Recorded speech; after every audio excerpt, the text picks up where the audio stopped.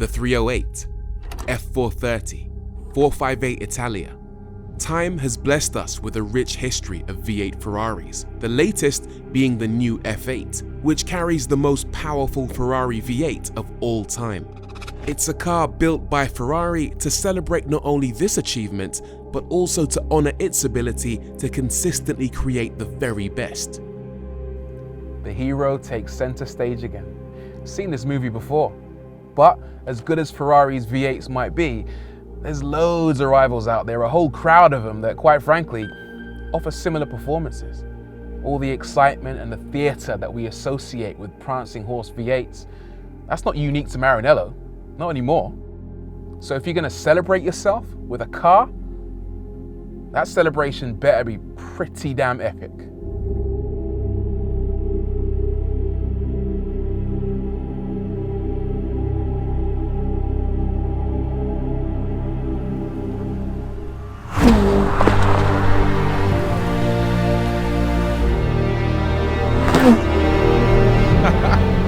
Epic is a definite understatement. This thing is outrageous. The F8 Spider is the drop-top version of the F8 Tributo, which is the replacement for the 488 GTB. Apparently, according to Ferrari, it's a slightly less hardcore version of the 488 Pista. But if this isn't hardcore acceleration, I don't know what is. This car was built to be a celebration of Ferrari's mighty V8 engines, and the one in the back of this has got to be one of the greatest of all time. It's basically the engine from the 488 Pista, so it makes a massive 720 metric horsepower, the same as you get in the McLaren 720S. It will do 0 to 62 in 2.9 seconds, 211 miles an hour flat out, and it will do 0 to 124 miles an hour in 7.6 seconds. That's quicker than most hot hatches will go from 0 to 60. It is devastatingly fast. Once your foot's properly connected, the F8's 770 Nm of torque is as urgent as you'd expect from a high-performance turbocharged engine, but with lag so minimal you'd swear it was naturally aspirated. There is a problem though. I mean, what is wrong with these pedals? Why is the brake pedal so close to the accelerator? I'm literally pressing both at once. I can't be having that. Hold on 1 second. I'm sorry. This is a bit embarrassing. It's not like I got big feet. I'm size 11. Tell you what, these Italian designers don't think about UK foot sizes, do they? Onwards!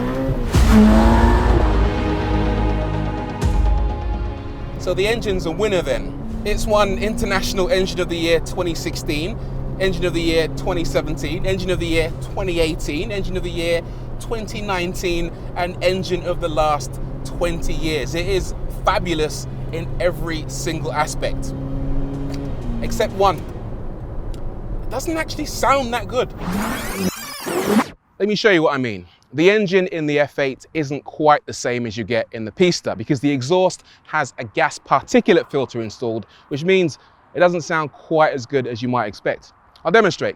Over here is an old and very beautiful Ferrari 360. It's this car's great granddad, and this thing doesn't have any turbos or gas particulate filters, and it sounds like this.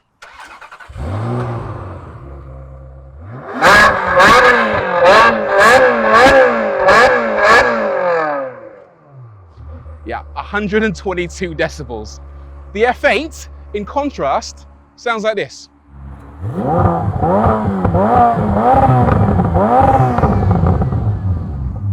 Yeah, 106 decibels.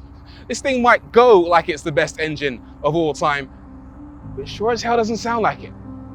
You could argue it doesn't look like much of a celebration either. It might have a new name, but it uses the same platform and very similar design cues to cars that came before it. Put the F8 next to its daddy and its granddaddy, and you might struggle to tell them apart without some very thorough examination. So let's do exactly that, starting with the rear. The F8 has a set of quad circular brake lights. On the 488 you had twins, and I think this is actually a much better implementation. I'm also a big fan of these centrally mounted exhausts and of course the massive rear diffuser.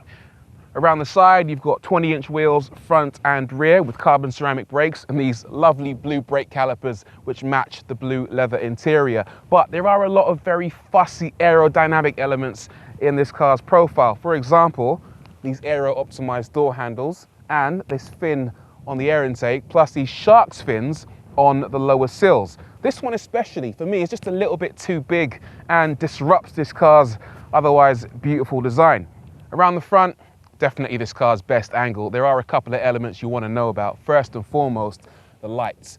On the old 488, they extended the full length of this J-shaped section here, but they now stop halfway. Again, for aerodynamic reasons. Air now flows into these channels and gets fed into the wheel arch to cool the brakes and also relieve pressure in the wheel arch. Very nice. Second element you want to know about is the S-duct. You might be familiar with this. Here's how it works. Air gets fed into this lower channel, doubles back on itself and flows over the bonnet and the roof of the car to provide front downforce. Very cool, very stylish, but not as stylish as this. Let me show you this car's boot. Inside here, you've got quite a large opening for suitcases and other luggage. And speaking of luggage, you've got a pair of exquisite man bags. One is for your tire puncture repair kit, and the second is a little toolkit which contains screwdrivers and other bits and pieces to allow you to do running repairs on your F8. And the coolest addition inside this is this, look, a little pair of white gloves that will allow you to change your tires without getting your hands dirty. I mean, your gloves will get dirty, but how cool is that? Shimon! It's little touches like this which give you a feel-good factor about driving a Ferrari. And there's one addition that should add an even bigger feel-good factor: the roof.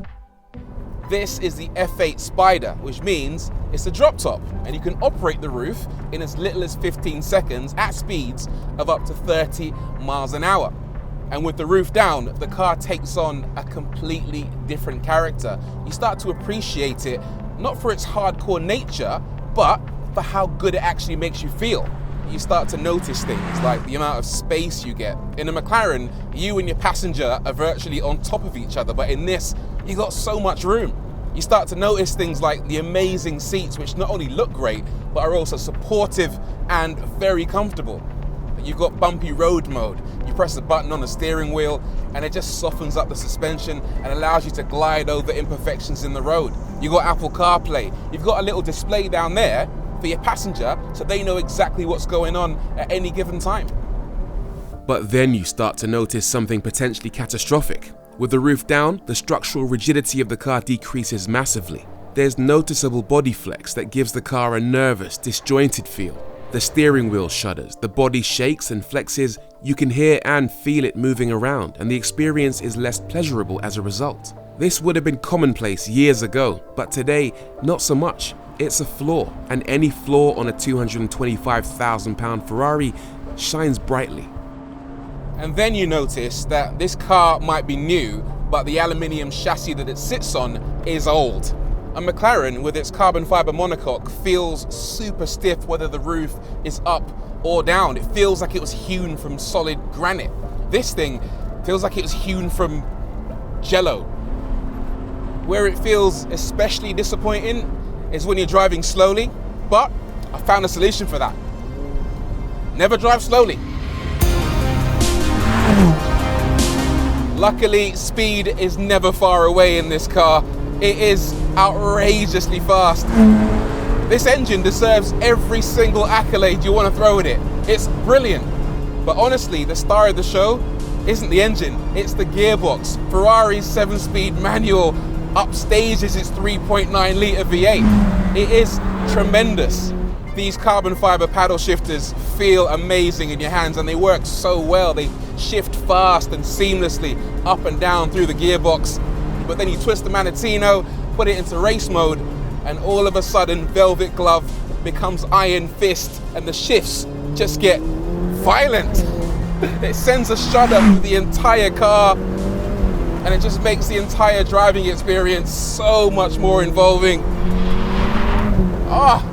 Who cares about manual gearboxes when you got a box as good as this?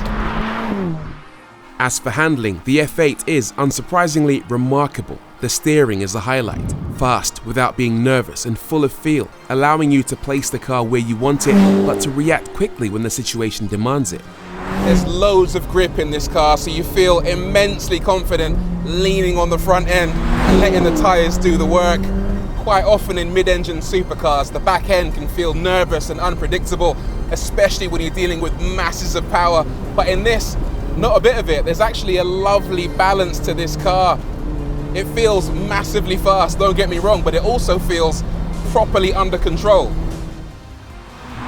Much of that control is taken care of by Ferrari's electronic systems. The F8 uses the latest version of side-slip angle control, and Ferrari Dynamic Enhancer Plus applies brakes to the inside wheel to minimize what possibility of understeer there might be.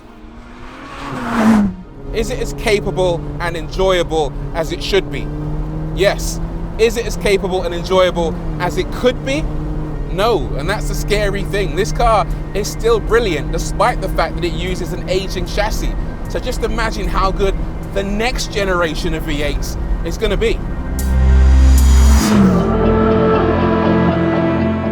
The F8 is an exceptional supercar, but is it a worthy tribute to Ferrari's impressive V8s of old? The simple answer is yes. Objectively, it's a better car than those that came before it, thanks to a superlative engine that just keeps getting better from generation to generation. Ferrari does face stiff competition from its rivals, some of whom have delivered faster alternatives with better chassis construction, especially in convertible guise. But the F8 is still an exceptional machine. It's a reminder that this V8 Ferrari, indeed all V8 Ferraris, should be celebrated.